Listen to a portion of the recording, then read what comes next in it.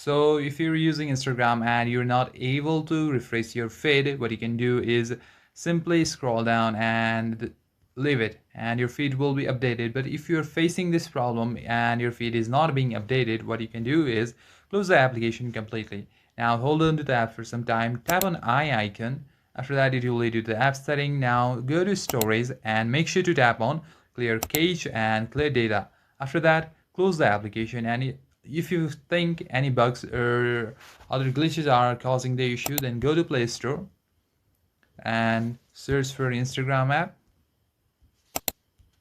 Now tap on Instagram. Now here, see if your app is up to date to the latest version. So if any update is available, there will be an update icon instead of open. Make sure to tap on that. That is very important. And after that, you'll be able to solve the problem.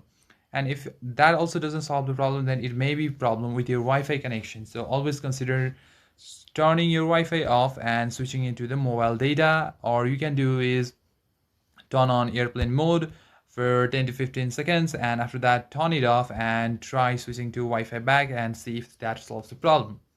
And if you find this video useful, then consider subscribing to the channel. And that's it guys, see you in the next one. Make sure to like.